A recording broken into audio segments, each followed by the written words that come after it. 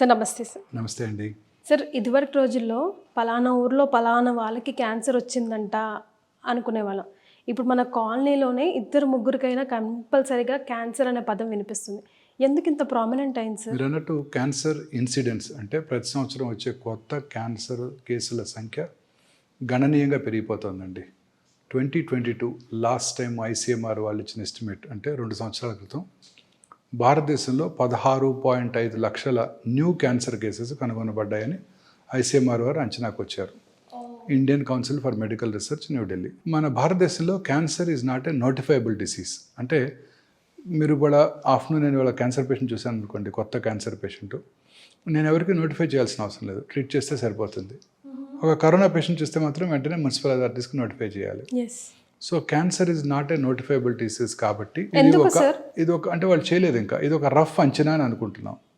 సైంటిస్టులు అలాగే doctors believe చేసేది ఏంటంటే 16 లక్షలు కాదు, more than 25 lakh new cancer cases భారతదేశంలో ఉంటాయని సైంటిస్టులు డాక్టర్లు గట్టిగా నమ్ముతున్నారు. సో క్యాన్సర్ ఇన్సిడెంట్స్ అందున అర్బన్ ఏరియాస్లో చాలా ర్యాపిడ్గా పెరిగిపోతుందండి. ఉదాహరణకి బ్రెస్ట్ క్యాన్సరే తీసుకున్నట్టయితే ప్రతి 4 నిమిషాలకి ఒక స్త్రీ బ్రెస్ట్ క్యాన్సర్ బారిన పడుతున్నారు ఇండియాలో. ప్రతి 6 నిమిషాలకి ఒక స్త్రీ గర్భసంచి ముఖద్వార క్యాన్సర్ వల్ల చనిపోతున్నారు. స్త్రీలలో ముఖ్యంగా ఈ 2 క్యాన్సర్స్ చాలా ప్రిడామినెంట్గా చూస్తున్నామండి. పురుషుల్లో కూడా ఈ గ్యాస్ట్రో ఇంటెస్టైనల్ ట్రాక్ క్యాన్సర్స్, ముఖ్యంగా సౌత్ ఇండియాలో oral cavity cancers, stomach cancer, urban ఏరియాస్లో మళ్ళీ కోలన్ క్యాన్సర్ కూడా చాలా ర్యాపిడ్గా ఇంక్రీజ్ అవుతున్నాయండి. సార్ ఇప్పుడు అర్బన్ అని స్పెసిఫై చేస్తున్నారు, వైజ్ దట్? సో ఇక్కడ ఎందుకు ఎక్కువ? ఇన్ఫ్యాక్ట్ డిఫరెంట్గా అనుకుంటాం కదా సార్. లేదండి, అర్బన్ ఏరియాస్లో పొల్యూషన్ ఎక్కువ. క్యాన్సర్ రావడానికి 2 ముఖ్యమైన కారణాలు. ఒకటి ఎన్విరాన్మెంటల్ ఫ్యాక్టర్స్, అంటే మన చుట్టూ ఉండే మన ఫ్యాక్టర్స్, అవి including our life style. Okay. Genetic factors చాలా చిన్న పర్సెంటేజ్ ఆఫ్ క్యాన్సర్స్కి దారితీస్తాయి. ఉదాహరణకి BRCA1, BRCA2 మ్యూటేషన్ అనాలిసిస్ కనుక ఉన్నట్టయితే బ్రెస్ట్ క్యాన్సర్, ఓవేరియన్ క్యాన్సర్ వచ్చే అవకాశాలు ఎక్కువగా ఉంటాయి. రెడ్ జీన్ మ్యూటేషన్ అనాలిసిస్ ఉన్నట్టయితే థైరాయిడ్ క్యాన్సర్ వచ్చే అవకాశాలు ఎక్కువగా ఉంటాయి. మెడలరీ కార్సినోమా థైరాయిడ్ అంటాము. అలాగే FAP gene, familial adenomatous polyposis coli gene ఉన్నట్టయితే కోలన్ క్యాన్సర్ వచ్చే అవకాశాలు ఎక్కువగా ఉంటాయి. ఈ జెనెటిక్ ఫ్యాక్టర్స్ కాకుండా ఎన్విరాన్మెంటల్ ఫ్యాక్టర్స్ అంటే మన లైఫ్ స్టైల్, అంటే మనం తీసుకునే ఆహారం, మన lifestyle of living urban ఏరియాస్లో చాలా వేరీడ్గా ఉంటుంది. ఇప్పుడు ఉదాహరణకి మనం తీసుకునే ఆహారంలో సాచురేటెడ్ ఫ్యాట్స్ ఎక్కువగా ఉంటున్నాయి. ఈ పిజ్జాలు, బర్గర్లు, మైదా, ఇవన్నీ కూడాను అనేక రకాలైన కార్సినోజెన్స్ ఉంటాయి, క్యాన్సర్ కారకాలు ఉంటాయి. ఉదాహరణకి మనం డైట్ ఫస్ట్ కాన్సన్ట్రేట్ చేద్దాం.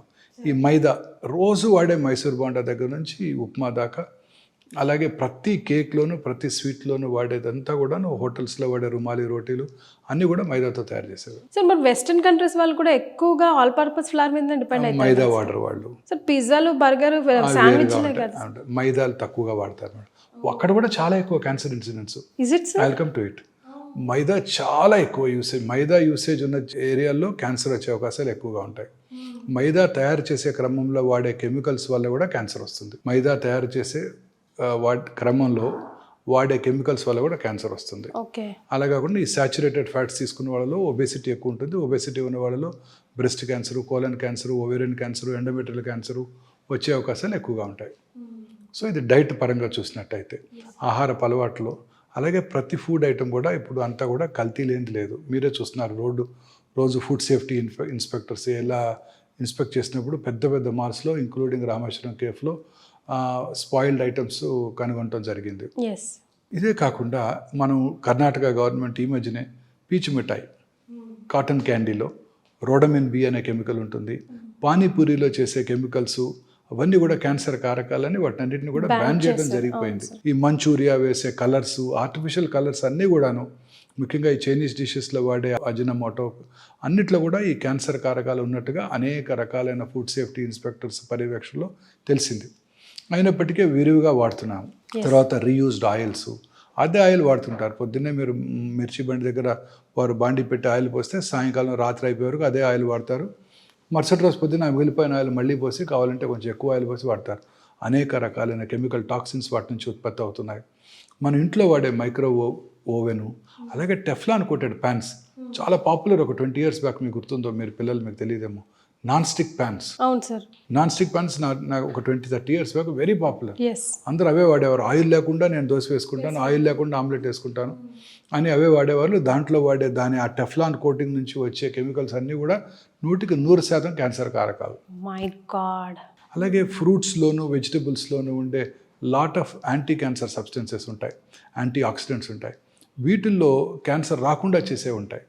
సో ఇవన్నీ కూడా ఫ్రూట్స్ గ్రీన్స్ వెజిటబుల్స్ ఎక్కువగా తీసుకుంటూ, రెడ్ మీట్ ఇవన్నీ తక్కువగా తీసుకుంటూ, ఒమేగా-3 ఫ్యాటీ యాసిడ్స్ ఎక్కువగా ఉండే సీ ఫిష్ని తీసుకోవటం వల్ల కూడా క్యాన్సర్ వచ్చే అవకాశాలు బాగా తక్కువగా ఉంటాయి.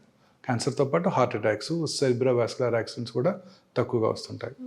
ఈ లైఫ్ స్టైల్లో ఫుడ్ అనేది ఒక ఇంపార్టెంట్ ఐటమ్. సో ఇప్పుడు ఫస్ట్ ఆఫ్ ఆల్ ఫుడ్కే ఫస్ట్ ప్రిఫరెన్స్ ఇస్తున్నారు సార్. ఇంటేక్ వల్లే మ్యాక్సిమం వస్తున్నాయి. అందుకని ఇంట్లో హోమ్ కుక్డ్ ఫుడ్స్, బయట వాడే ఆయిల్స్ అన్నీ కూడా పెద్ద పెద్ద స్టార్ హోటల్స్లో వాడే ఆయిల్స్ కూడా డెఫినెట్లీ అన్నీ కూడా క్వాలిటీలో కాంప్రమైజ్ అవుతున్నారు. ఇది నెంబర్ 1. నెంబర్ 2 మన లైఫ్ స్టైల్. విపరీతంగా ఎప్పుడు కూడా ఎయిర్ కండిషన్డ్ ఆఫీసుల్లో కూర్చోవటం, సన్లైట్కి ఎక్స్పోజ్ అవ్వకపోవటం, సెడెంటరీ లైఫ్ స్టైల్కి అలవాటు పడి ఒబేసిటీ వన్స్ అగైన్. ఆ తర్వాత చాలామంది ఇప్పుడు ఈ బీపీఓ ఆఫీస్లో పనిచేస్తుంటారు. రాత్రిపూట మీరు గచ్చిబౌలి వస్తుంటే అన్ని టాల్ బిల్డింగ్స్ నిండా వెల్ లెట్ బిల్డింగ్స్, లక్షలాది మంది ఎంప్లాయీస్ పనిచేస్తున్నారు. చాలా హ్యాపీగా ఉంది, మన పిల్లలందరికీ మంచి ఉద్యోగాలు దొరుకుతున్నాయి రాష్ట్ర ప్రజలకు అందరికీ అని కూడా అనుకుంటున్నాం. ఆ బీపీఓ ఆఫీస్లో పనిచేసే నైట్ టైం పనిచేసే వాళ్ళందరిలో కూడా breast cancer, colon cancer, ovarian cancer, lung cancer వచ్చే అవకాశాలు ఎక్కువగా ఉంటాయి. Because of sleeping patterns. మన రిథం దెబ్బతింటుంది. రాత్రిపూట పడుకోవాలి, చక్కగా సాయంకాలం 7-8 డిన్నర్ చేసుకుని 9 o'clock లోపల పడుకుంటే, అది కూడా డార్క్ రూమ్లో పడుకుంటే, బెడ్ లైట్ లేకుండా పడుకుంటే పొద్దున్నే 1 o'clock 2 o'clock మెలటోనిన్ అనే హార్మోన్ ఉత్పత్తి అవుతుంది. ఆ melatonin strong anti cancer properties. ఇప్పుడు మనం అంతా ఏం చేస్తాం, ఇంక్లూడింగ్ మీరు నేను కూడా, రాత్రి 11 దాకా పని చేస్తున్నాము, లేకపోతే 10 దాకా పని చేస్తున్నాము, ఇంటికి వెళ్ళి 1 గంట టీవీ చూస్తూ, ఆ తర్వాత పడుకున్నప్పుడు కూడా ఆ మొబైల్ స్క్రీన్ చూస్తూ, ఆ రోజు ఆ వాట్సాప్ మెసేజ్లకు ఆన్సర్స్ పెట్టి న్యూస్ చూసుకొని పడుకుంటున్నాం, ఆ బ్లూ స్క్రీన్ చూస్తూ పడుకుంటున్నాం. ఇంకెక్కడ ఉత్పత్తి అవుతుంది మెలటోనిన్ హార్మోన్? ఉత్పత్తి అవ్వదు. It has a strong anti cancer properties. So అందరూ కూడా రిథం దెబ్బతింటోంది. పైగా బెడ్ లైట్ వెల్ లైట్ రూమ్లో పడుకున్నా మెలటోనిన్ హార్మోన్ ఉత్పత్తి అవ్వదు. బెడ్ లైట్ అవాయిడ్ చేయాలి, ఎస్పెషల్లీ వైట్ లైట్, అన్ని లైట్స్ అవాయిడ్ చేయాలి. ఎక్సెప్ట్ ఇఫ్ ఎట్ ఆల్ ఇంకా మీకు మరీ భయంగా ఉంటే లైట్ లేకుండా పడుకోవడానికి చిన్న రెడ్ లైట్ వాడండి, అంతే తప్ప మిగతా ఏ లైట్ వాడకూడదు. దానివల్ల ఈ మెలటోనిన్ హార్మోన్ ఉత్పత్తి అవ్వదు. ఆ ఉత్పత్తి అవ్వకపోతే దానికి కావాల్సిన దానికి ఒక ఇంపార్టెంట్ మనకి ప్రొటెక్టివ్ ఏజెంట్, అది క్యాన్సర్ రాకుండా, అది మిస్ అవుతున్నాం. ఇది ఈ 2 వెరీ వెరీ ఇంపార్టెంట్. అలాగే తీసుకునే ప్రతి ఫుడ్ ఐటమ్ కూడా మేడం, ఇప్పుడు మనం తీసుకునే కార్బోహైడ్రేట్స్ సోర్స్ ఎక్కువైపోతుంది. వైట్ రైస్, ఈ వైట్ రైస్కి బదులు మన దంపుడు బియ్యము, పార్బాయిల్డ్ రైస్ అవి తీసుకున్నట్టయితే డెఫినెట్గా న్యూట్రిషియస్గా ఉంటాయి. అలాగే white rice, white maida, white sugar is equally dangerous అండి. మనం ఎంతవరకు కార్బోహైడ్రేట్స్ తీసుకోవాలి, ప్రిఫరబుల్లీ ఆ carbohydrates 50% of our diet should contain carbohydrates. Carbohydrate, preferably that carbohydrate should come from, not from white sugar. It should come from fruits. It should come from some raw sugar, like brown sugar or jaggery. It should come from that. White salt is equally dangerous.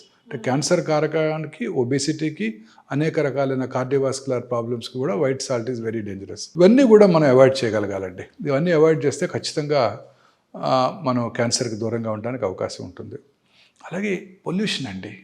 ఇప్పుడు మీరు cigarette smoke చేయక్కర్లేదు, మీరు ఈ hospital బయట ఒక 15 నిమిషాలు నుంచోండి, 50 cigarettes తాగిన pollution మీకు వచ్చేస్తుంది. Because of pollution. పంజగుట్ట చౌరస్తాలో మీరు 5 నిమిషాలు నుంచుంటే చాలు, మీరు ఖచ్చితంగా 50 సిగరెట్స్ స్మోక్ చేస్తే ఎంత ఇల్ ఎఫెక్ట్స్ ఉంటాయో అంత ఇల్ ఎఫెక్ట్స్ ఉంటాయి. కానీ మనం ఇప్పుడున్న సర్కమ్స్టాన్స్ ఇవన్నీ అవాయిడ్ చేయలేం కదా సార్, మరి ఎట్లా మనల్ని ఎలా ప్రిపేర్ చేసుకోవాలా? సో అలాగే ఎన్విరాన్మెంటల్ పొల్యూషన్తో పాటు ఆక్యుపేషనల్ హజార్డ్. బార్బర్స్ రోజు డై చేస్తుంటారు, దే గెట్ క్యాన్సర్.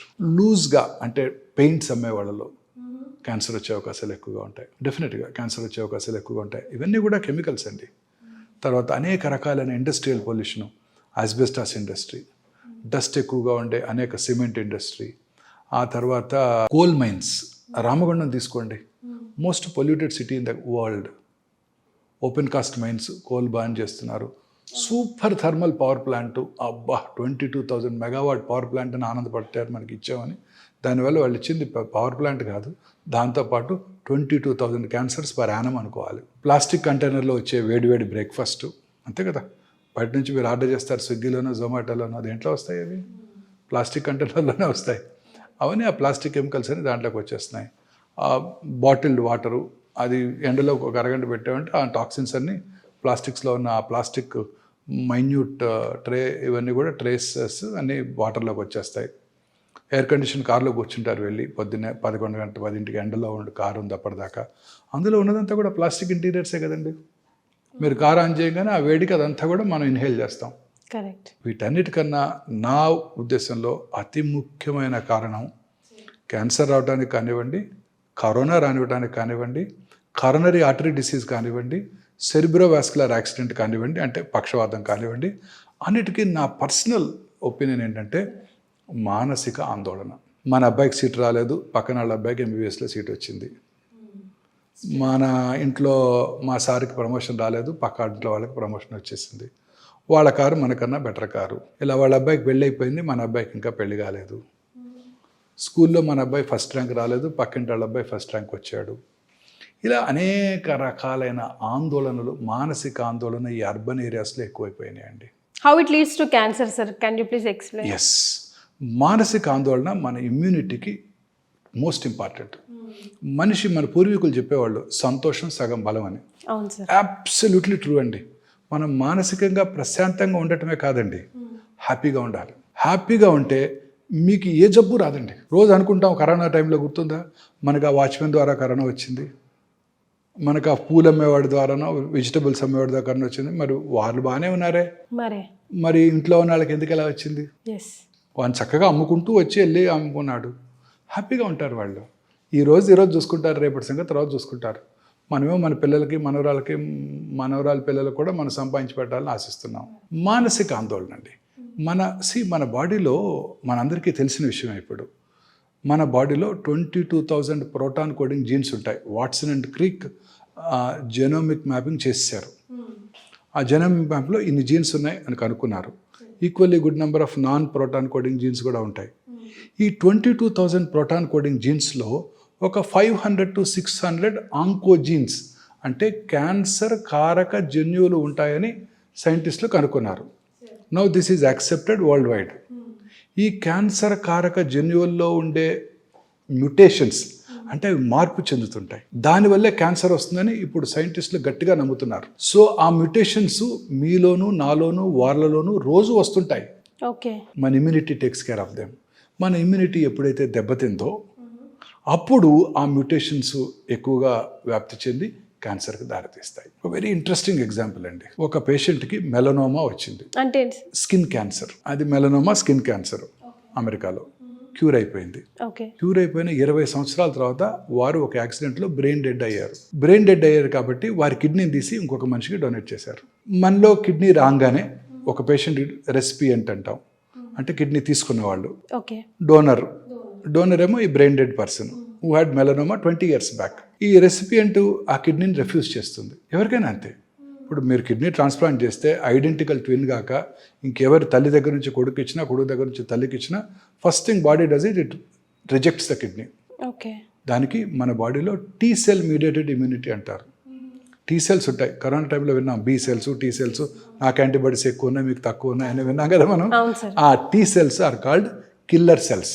ఆ T cells ఏం చేస్తాయి, ఆ ట్రాన్స్ప్లాంట్ అయిన కిడ్నీని రిజెక్ట్ చేసేస్తాయి. అలా రిజెక్ట్ చేయకుండా ప్రతి కిడ్నీ రెసిపియంట్కి ఇమ్యూనో సప్రెసివ్ థెరపీ పెడతారు డాక్టర్స్, నెఫ్రాలజిస్ట్. అప్పుడు ఆ T cell మీడియేటెడ్ ఇమ్యూనిటీని బ్లంట్ చేసేసి ఆ కిడ్నీని ఆ బాడీ రెసిపియంట్ ఉంచుకుంటుంది. సో ఇమ్యూనిటీ తగ్గిస్తారు కావాలని. సో ఈ పేషెంట్కి ఏమైంది, ఆ కిడ్నీ రెసిపియంట్కి ఏమైంది, ఆ కిడ్నీలో ఉన్న ఆ రెసిపియంట్కి మెలనోమా వచ్చింది. అంటే 20 సంవత్సరాలుగా ఆ మెలనోమా స్కిన్ క్యాన్సర్ సెల్స్ కిడ్నీలో ఉండి ఈ రెసిపియంట్కి ఇమ్యూనోసప్రెసివ్ థెరపీ ఇవ్వగానే అవి యాక్టివేట్ అయిపోయాయి. సో చూడండి, immunity plays a very major role. It's very very important. Immunity plays a very major role. Sir ఏ క్యాన్సర్కైనా బాడీ జనరల్ సిమ్టమ్స్ అయినా త్రో చేయదా సార్? ఎందుకంటే చాలా మందిలో విన్నాం సార్, ఇటు ఫ్రెండ్ సర్కిల్లో కానివ్వండి, ఇటు ఫ్యామిలీస్లో కానివ్వండి, థర్డ్ స్టేజ్కే అలర్ట్ అవుతున్నారు. అంతవరకు తెలియకుండా ఎలా ఉంటుంది సార్ బాడీ? లేదండి, cancer is a silent killer. మీరు పెద్ద పెద్ద సెలబ్రిటీస్ చూశారు కదా, అందరూ 4th స్టేజ్లోనే డయాగ్నోస్ చేయబడ్డారు. Steve jobs.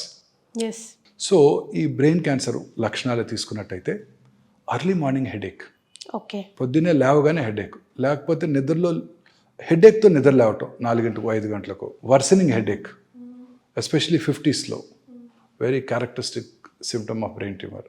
అలాగే ఫిట్స్ రావటం, కన్వల్షన్స్, తర్వాత హెడేక్ అంటే ఫిట్స్తో పాటు సడన్గా కాన్షియస్నెస్ కోల్పోవటం, ఇవన్నీ కూడా warning signals of brain tumour. బ్రెయిన్లో ఎక్కడైతే లొకేషన్ బట్టి సిమ్టమ్స్ ఉంటాయి, ఉదాహరణకి చిన్న మెదడు అంటాం, సెరిబెల్లం, అక్కడ కనుక క్యాన్సర్ వచ్చినట్టయితే ఆల్కహాల్ తాగిన వాళ్ళు ఎలా నడుస్తారో అలా నడుస్తుంటారు. తర్వాత ఫ్రాంటల్ లోబ్లో వచ్చింది అనుకోండి, అందరి ముందు డ్రెస్ చేంజ్ చేసుకోవటం వెరీ ఇంపార్టెంట్. ఓకే. సో కొన్నిసార్లు అందరి ముందు యూరిన్ పాస్ చేయటం, అందరి ముందు డ్రెస్ చేంజ్ చేసుకోవటం, లొకేషన్ బట్టి ఫ్రాంటల్ లోబ్లో. కొంతమందికి ఆ స్పీచ్ ఏరియాలో ట్యూమర్ వచ్చింది అనుకోండి, అంతా బాగానే ఉంటుంది, మాట్లాడలేరు వాళ్ళు, ఈ కాంట్ ఎక్స్ప్రెస్ ఎనీథింగ్, అలా చూస్తుంటారు అంతే. కూర్చోండి అంటే కూర్చుంటారు, పడుకోండి అంటే పడుకుంటారు, ఆయన ఏమైనా చెప్పాలంటే నోట్లోంచి మాట రాదు. కొంతమందికి విజన్ డిస్టర్బెన్సెస్, కొంతమందికి మోటార్ ఏరియాలో వచ్చిందంటే ఆపోజిట్ సైడ్ కాలు చెయ్యి వంకర అదే పని చేయకుండా ఉండటం, ఇలా అనేక రకాలుగా మేనిఫెస్ట్ చేస్తుంది బ్రెయిన్ ట్యూమర్. కిందకు వచ్చామనుకోండి, oral cavity tumours are the commonest tumours in South India in men. ఈ especially gutka, paan chewing habits ఉన్న వాళ్ళు ఈ క్యాన్సర్స్ ఎక్కువగా చూస్తుంటాం. సో క్యాన్సర్ రావడానికి అనేక రకాలైన కారణాలు డిస్కస్ చేసినప్పుడు ఈ దురలవాట్లు కూడా చాలా ఇంపార్టెంట్ అండి. స్మోకింగు, అంటే స్మోక్లెస్ టొబాకో అంటారు, అంటే గుట్కా, కైని, అంబారి, ఏదో రకరకాల భాషల్లో వాడుతుంటారు, జర్దా వాడుతుంటారు. చాలామంది అడుగుతుంటారు, నేను ఇక్కడ నోట్లో నములుతాను, ఊసేస్తాను, నేను దాన్ని ఇంజెస్ట్ చేయను లోపలికి, నాకు ఎందుకు వస్తే అంటాడు క్యాన్సర్. ఓరల్ క్యావిటీలోనే కాదండి, అక్కడ ఓరల్ మ్యూకోజా నుంచి అబ్జార్బ్ చేయబడి బాడీలో ఇతర భాగాల్లో కూడా క్యాన్సర్ రావచ్చు. స్మోక్ గురించి చెప్పనవసరం లేదండి. స్మోక్ చేసిన 6 సెకండ్స్లో ఆ టొబాకోలో ఉండే 400 to 500 క్యాన్సర్ కారక సబ్స్టెన్సెస్, కార్సినోజెన్స్ అంటాం, అవి బ్లడ్లోకి వెళ్ళిపోయి లంగ్స్లోనే కాకుండా యూరినరీ బ్లాడర్లోను, ఆడవాళ్ళలో అయితే గర్భసంచి ముఖ ద్వారా సర్విక్స్ దగ్గర కూడా క్యాన్సర్ కలగజేయగలవు. అంత ప్రమాదకరమైంది ఈ టొబాకో. సో ఈ ఓరల్ క్యావిటీ క్యాన్సర్స్ని గుర్తించడం కూడా చాలా కష్టం అండి. అందరూ కూడా లేట్ స్టేజ్లో వస్తుంటారు. మోస్ట్ ఇంపార్టెంట్ సిమ్టమ్స్ ఏంటంటే ఎరుపు, తెలుపు, మిళితమైన ప్యాచెస్ ఉండటం, అలాగే టంగ్ పైన కానివ్వండి, బకల్ మ్యూకోజా దవడ లోపలి కానివ్వండి, లిప్స్ దగ్గర కానివ్వండి, అంగటి మీద కానివ్వండి, ఎక్కడైనా సరే అవేమి నొప్పి కలిగించవు, ఎవరు డాక్టర్ దగ్గరికి రారు. తర్వాత మాట స్పష్టత కోల్పోవటం, నాలుక లోపల ట్యూమర్ వచ్చినప్పుడు నాలుక కదలికలు దెబ్బతింటాయి, అప్పుడు మాట స్పష్టంగా ఉండదు. ఇది ఒక important warning signal. Feeling of foreign body sensation in the throat, మామూలుగా మనం ఏదైనా మింగుతున్నాం అనుకోండి, పూర్తిగా మింగలేకపోతే ఒక వేగ్ ఫీలింగ్ ఉంటుంది, ఇక్కడే ఉన్నట్టు థ్రోట్ వెనకాల. మింగినా కానీ అది అలానే ఉందనుకోండి, వాటర్ తాగినా కానీ, that could be a cancer. అంటే బాడీ ఆ ట్యూమర్ని ఫారిన్ బాడీ లాగా పర్సీవ్ చేస్తుంది, వెరీ ఇంపార్టెంట్ వార్నింగ్ సిగ్నల్. అలాగే చిగుళ్ళ నుంచి బ్లడ్ రావటం, అల్సర్ నుంచి బ్లడ్ రావటం ఓరల్ క్యావిటీలో, ఇవన్నీ కూడా important warning signal off cancer అండి, ఓరల్ క్యాన్సర్. కింద స్వరపేటిక దగ్గరికి వచ్చిందంటే గొంతు బొంగురు పోవటం, మాటలో క్వాలిటీ, స్వరంలో క్వాలిటీ దెబ్బతింటాం, ఇవన్నీ కూడా స్వరపేటిక క్యాన్సర్ లక్షణాలు. దగ్గు రావటం, లంగ్ క్యాన్సర్ అయితే మానని దగ్గు, తగ్గినప్పుడు వచ్చే కళ్ళలో బ్లడ్ పట్టడం, వెయిట్ లాస్ ఆఫ్ ఆకలి తగ్గిపోవటం, లో గ్రేడ్ చెస్ట్ పెయిన్ ఉండటం, ఇవన్నీ కూడా లంగ్ క్యాన్సర్ లక్షణాలు. ఇంకా అన్నవాహిక క్యాన్సర్ అయినట్టయితే మింగడానికి ఇబ్బంది పడటం, ఫస్ట్ సాలిడ్స్కి ఇబ్బంది పడటం, సాలిడ్స్ తీసుకున్న మింగలేకపోతే కొంచెం వాటర్ తాగితే లోపలికి వెళ్ళిపోతాయి, ఆ తర్వాత స్లోగా వెళ్ళని కూడా వెళ్ళవు, మెత్తగా చేసుకొని తినాల్సి వస్తుంది, తర్వాత లిక్విడ్స్ మాత్రమే వెళ్తుంటాయి, తర్వాత దానికి కూడా బ్లాక్ అయిపోవచ్చు, అప్పుడు కానీ రారు డాక్టర్ దగ్గరికి. మెయిన్ కారణం పేదరికం, డబ్బులు లేవు. తర్వాత స్టమక్ క్యాన్సర్, ఇది commonest cancer in South India, ముఖ్యంగా ఈ 2 రాష్ట్రాల్లో, ఆంధ్రప్రదేశ్, తమిళనాడు చాలా కామన్. వీరు తీసుకునే ఆహారం కామనెస్ట్ ఈజ్ రైస్. మరి రైస్ క్యాన్సర్ కలిగిస్తుందని మీరు బ్లంట్గా అడిగితే ఆన్సర్ లేదు, బట్ కలిగిస్తుందనే చెప్పాలి. మీరు చెప్పే వైట్స్లో రైస్ను కూడా రైస్ కారణం ఏంటంటే ఈ గ్యాస్ట్రిక్ క్యాన్సరు 2 దేశాల్లో ఎక్కువ కనబడుతుంది. ఒకటి సౌత్ ఇండియాలో, రెండోది జపాన్లో. ఇద్దరికి కామన్ థింగ్ ఏంటండి? రైస్. సరే ఎన్నో జయిస్తున్నాము, ఎప్పటికైనా ఈ క్యాన్సర్ని జయించగలమా లేదా? తప్పక చేస్తామండి. ఈ నియర్ ఫ్యూచర్లోనే ఉంది. మన సైంటిస్టులు ఇప్పుడు they are on the job. So ఈ క్యాన్సర్ లక్షణాలు ఇవన్నీ కూడాను మనం ఒక అవగాహన కనుక పెంచుకుంటే, ఈ లక్షణాలు ఉన్నప్పుడు డాక్టర్ దగ్గరికి వెళ్ళి పరీక్ష చేయించుకొని అది క్యాన్సర్ కాదు అని నిర్ధారణ చేసుకోవడం చాలా ఇంపార్టెంట్. మీరు అడిగిన నెక్స్ట్ క్వశ్చన్, ఎప్పటికైనా దీన్ని జయించగలమా? ఎస్, ఖచ్చితంగా జయిస్తారు సైంటిస్టులు. It not very far off. ఇప్పుడు క్యాన్సర్ని ఇప్పుడు కొన్ని రకాల టెస్టులు వచ్చేస్తున్నాయి. ఇంకా FDA అప్రూవల్ రాలేదు. గ్యాలరీ టెస్ట్ అంటారు. నిన్ననే మీరు ఒక పోడ్కాస్ట్ వినే ఉంటారు. బిల్ గేట్స్ జెరోదా అనే ఒక ఫేమస్ యాప్ ఉంది, stocks broking app, very famous. దాని CEO యంగ్ మ్యాన్, ఆయనతో పాడ్కాస్ట్ చేశారు. ఓకే. ఆ పాడ్కాస్ట్లో ఆయన మీ హెల్త్ని ఎలా కాపాడుకుంటారంటే, నేను ఒక టెస్ట్ చేయించుకుంటాను, గ్యాలరీ అనే టెస్ట్ అన్నారు ఆయన. ఆ గ్యాలరీ టెస్ట్ ద్వారా బ్లడ్లోనే బ్లడ్ టెస్ట్ చేసి 50 నుంచి 60 రకాల క్యాన్సర్లు వస్తాయో లేవో చెప్పేయచ్చు అంట. అది ఈ మధ్య వచ్చింది. ఇంగ్లాండ్లోనే ఫస్ట్ క్లినికల్ ట్రయల్స్ జరుగుతున్నాయి. ఇంకా FDA అప్రూవల్ కూడా రాలేదు. Okay sir. ఇప్పుడు గార్డెన్ 360 అని ఒక టెస్ట్ వచ్చేసింది. అందులో ఎస్పెషల్లీ ఇప్పుడు కోలన్ క్యాన్సర్ వస్తుందా లేదా తెలుసుకునే టెస్ట్ ఇప్పుడు అందుబాటులో ఉంది మనకు కూడా. ఓకే. ఈ రిస్క్ ఉన్న వాళ్ళందరికీ కూడా ఈ గార్డెన్ టెస్ట్, అది బ్లడ్లోనే. సో ఈ బ్లడ్లోనే ఇందాక నేను చెప్పాను కదండి, మన బ్లడ్లోనే క్యాన్సర్ సెల్స్ని డయాగ్నోస్ చేసే ఫెసిలిటీస్ వచ్చేసాయి ఇప్పుడు. దీన్నే లిక్విడ్ బయాప్సీ అంటారు. అంటే 10 ml బ్లడ్ తీసుకొని ఆ 10 ml బ్లడ్లో సర్క్యులేటింగ్ ట్యూమర్ సెల్స్ ఉన్నాయా లేవా, అంటే క్యాన్సర్ కణాలు బ్లడ్లో ఉంటాయి, ఉన్నాయో లేవో చూసుకొని ఆ సర్క్యులేటింగ్ ట్యూమర్ సెల్స్ని ఐడెంటిఫై చేసే టెక్నాలజీ ఇప్పుడు అందుబాటులోకి వచ్చేసింది మనకి ఇక్కడ హైదరాబాద్లో. Super sir. అలాగనే ఆ బ్లడ్లోనే సర్క్యులేటింగ్ ట్యూమర్ ఫ్రీ DNA ఉందో లేదో తెలుసుకొని ఆ DNAది నెక్స్ట్ జనరేషన్ సీక్వెన్సింగ్ టెస్ట్ చేసి, ఇంతకుముందు చెప్పానే ఒక 500 to 600 ఆంకోజీన్స్ ఉన్నాయని, ఆంకోజీన్ మ్యూటేషన్స్ ఏమైనా ఉన్నాయో తెలుసుకునే ఫెసిలిటీ బ్లడ్లోంచే వచ్చేసింది. ఇప్పుడు ఇవన్నీ అందుబాటులోకి వచ్చాయి. ఇప్పుడు రిసెర్చ్ అంతా దీని మీదనే ఫోకస్ చేస్తున్నారు.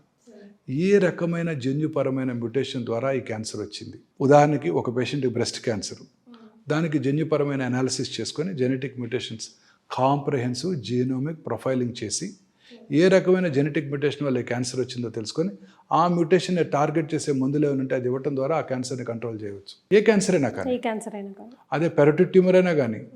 సో ఏ జన్యుపరమైన మ్యూటేషను, ఉదాహరణకి ఈ పేషెంట్లో బ్రెస్ట్ క్యాన్సర్ అవడానికి ఒక జన్యుపరమైన మ్యూటేషన్ కారణం అయితే, ఇంకొక పేషెంట్లో పెరోటిడ్ క్యాన్సర్ అవడానికి అదే జన్యుపరమైన మ్యూటేషన్ కారణం కావచ్చు. అప్పుడు ఇద్దరికి ఒకే మందు వాడటం జరుగుతూ ఉంటుంది.